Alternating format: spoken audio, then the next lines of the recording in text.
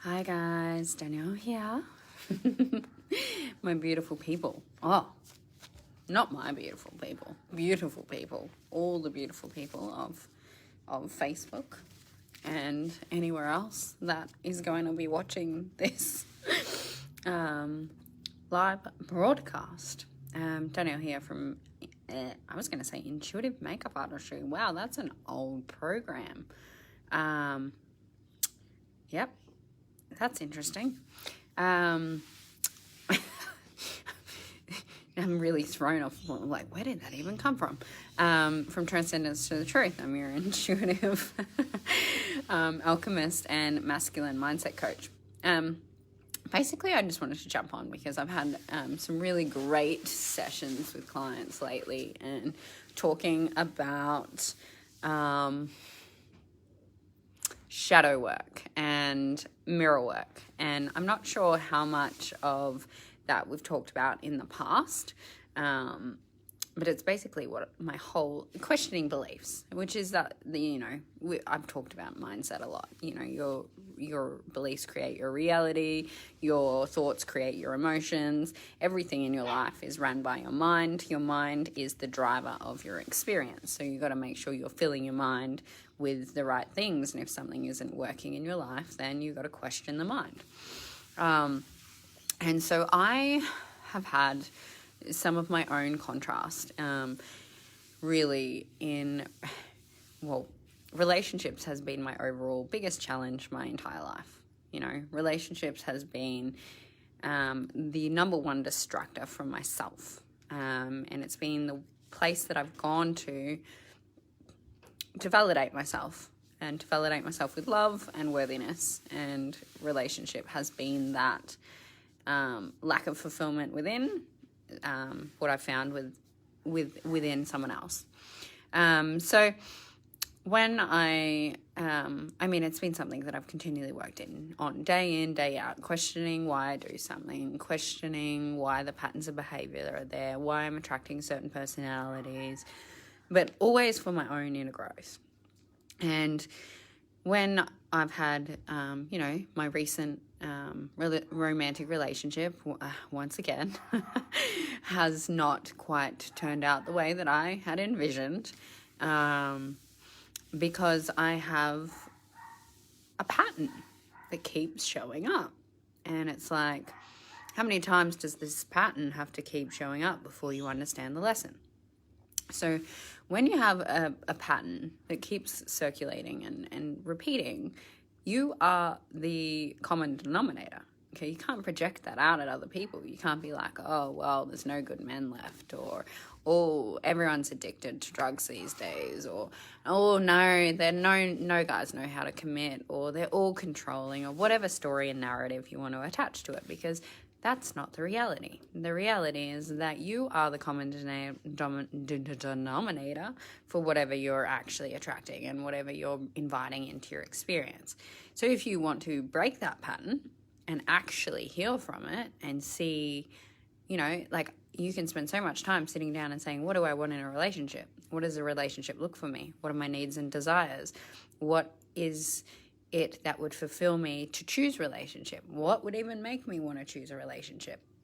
And you can ask all these questions and dissect it and look at it and have a bigger picture, perspective and understanding of what drives you into a specific thing. I'm talking about relationships because that's what this is about. And you can question it and you can envision it and you can do it. But what happens is when your quantum entanglements and your beliefs aren't actually matching what you're desiring, then you're going to continue to repeat a specific pattern. So for me, I've dissected it. I've looked at it. I've grown from it. I've just put so much attention and energy into this part of my life that it's not funny. And it's always the one thing that distracts me from myself. Every time that I get on path and purpose with my work, with anything that I'm creating, with my entire life, anytime that I've been actually moving forward strong, steadily, and amazingly, I have found some form of distraction in the opposite sex, sometimes the same sex, and it's pulled me off course, you know. And I have loved it. That is the scary thing about it, because I have loved the distraction from myself, but I've loved the pain of the patterns that have come up. Many different patterns, different ones, different faces, different places, same thing, right? And when I really sat with it, and I'm like sitting with it more and more and more, and I'm dissecting it and questioning it, I'm trying to find, all right, what is the pleasure part of the pain, right? So we can have an addiction to pain and drama. It's no wonder if you grew up in a household that was run of pain, trauma, and drama, you'll have an addiction to it. It's a program that's running in your mind, and it's actually ingrained in your DNA and your fight, flight, freeze, and your response. So you will have an addiction to pain, trauma, and drama. And until you see that, because of whatever experience you've had throughout life, you will continue to choose pain, trauma, and drama until you're like, hang on, I don't know if I actually like pain, trauma, and drama. Do I really want to keep doing this? And it usually gets to a point where it's that fucking painful that you're like, ooh, I got to look at this. So I've had many ooh moments in my life with relationships. And the understanding of my childhood, the understanding that we date one of our parents, that we seek the lack of love within or worth within in a partner or in external validation. And I've understood all of that, and I've looked at all of that. And I could see that I would go into healing mode. So for me, it would be like rescuer mode. It's a masculine energy trait. It's like where you want to be Prince Charming, or it sounds funny coming from a girl, but that knight in shining armor, the rescuer, because what it does is it gives you this fulfillment within that you're fixing someone or helping someone, and that fills your cup, because you're making something that was broken or wounded or deemed as not as good as you, maybe, which is a judgment, the attention, and you put all of this energy to make it right or whatever. So for me, I've been really good at that because that's my job. So I've done a lot of healing. And when I choose to do that, I separate from myself and I go and live someone else's reality, and I heal them, and I put all this time and energy into like giving tools and shifting and changing things. And when I really look at more layers of that, it's like, okay, hang on. Why am I addicted to that? Why do I have an addiction to healing someone? One, they're usually codependent. So they're codependent on me, which makes me feel worthy because they need me and they want me so much. So there's that. Then I had someone stay with me, a beautiful, beautiful backpacker that stayed with me, and we were having a discussion once about why I was attracted to him. Like, what was it that I was so attracted to him about, and where did this even come from? He turned around and he actually said to me directly, he said, you see the pain in me and you want to fix it. You want to heal it because you come from love and compassion. Half true, right? Actually quite true. And I was kind of like, yeah, I didn't really want to acknowledge that it's the pain inside of a person, the severe amounts of pain and hurt and trauma that they have within their body and being, that I want to go in there and give them all my light and love and compassion and kindness and nurturing and like love them better. That's what actually attracts me to someone. I'm attracted to their pain. I'm not actually attracted to them in the most part, you know. And that's like a really uncomfortable thing to come to realization of, you know, these subconscious patterns of, okay, right, so I'm attracted to their pain because then it validates my self-worth and it makes having their codependency makes them needy on me and all of the other things. So it's all around self-worth. Because if someone needs me and wants me, then I'm safe and secure and I won't be abandoned, right? Until, logically, I go, I don't want to be doing this. I don't want to be fixing my partner. I don't want to be putting all my energy into my partner. I want my partner to meet and match me, which has been, a thing that I've been desiring for so long, is that you have to have your own life. You have to have your own hobbies. You have to have your own desires. You have to have your own friendships. You have to be able to do the work on your own. Do the work so that you know your shit. So you know your insecurities, you know your triggers, you know how to work through them. Because I've done all that.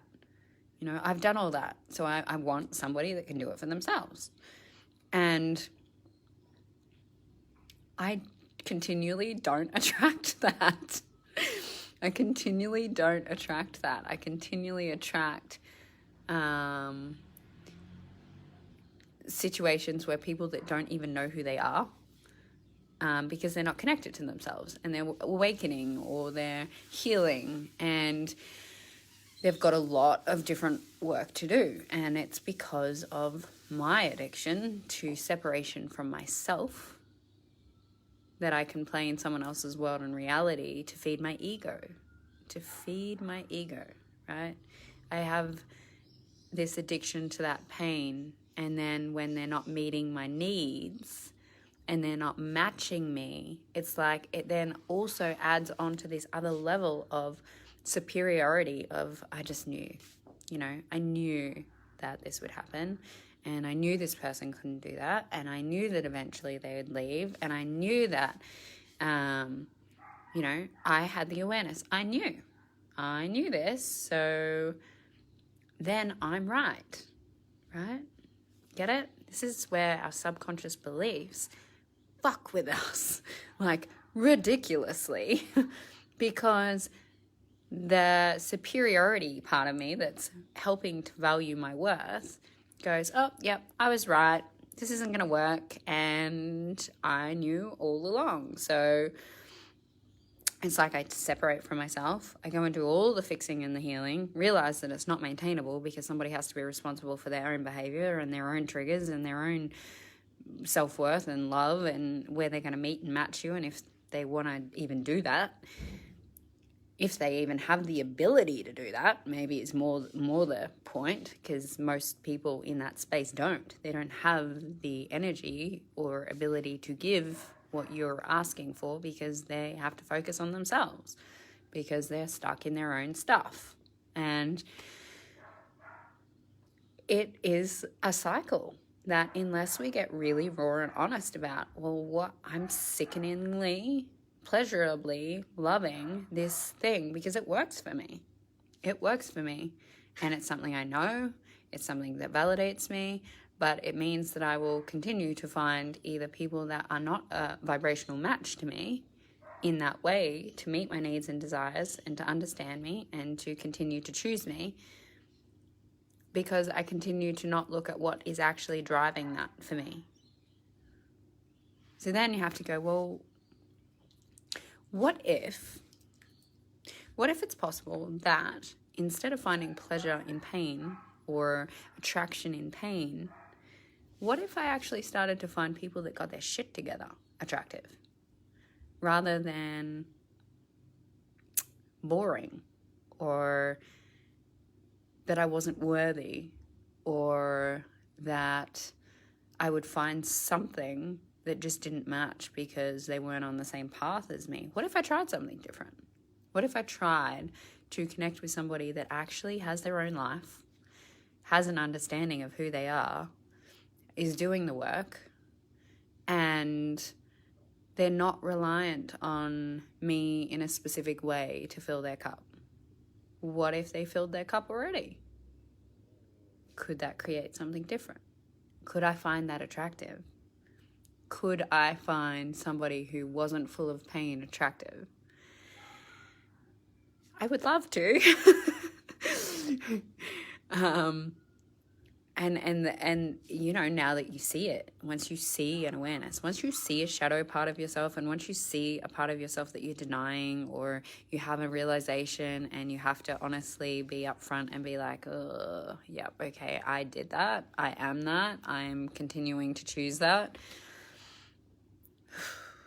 but I don't want to anymore. Once that shadow is brought to the light, you then have a choice to change, or a choice to self-abuse. It's that easy. It's like you have a choice to either stay in truth with who you are once you see the truth of a situation and the awareness and the consciousness of it and the lesson, or you have the choice to continually self-abuse and separate from yourself. Because once you have that awareness, the only thing is your commitment to pain for yourself. How committed are you to hurting yourself? How committed to separation of yourself is there? What if you could just be as turned on by being in alignment, being in peace, being in love, having things happen that are good? What if you let go of the story that you're not worthy of it, you don't deserve it, that you know, that it's not as fun, or you like to self-destruct because it brings excitement? What if all of the opposite actually brought you excitement, fulfillment, and love? What if you could get just as turned on for things going right in your life? I hope you enjoyed this little video. I'd love to hear your comments below. Any aha moments, any recognition of your own self-destructive shadow behavior. I'd love to hear it. Have an absolutely beautiful weekend, and I will talk to you soon. Oh, and share with anyone who you think might get value from my videos. All right, I love you.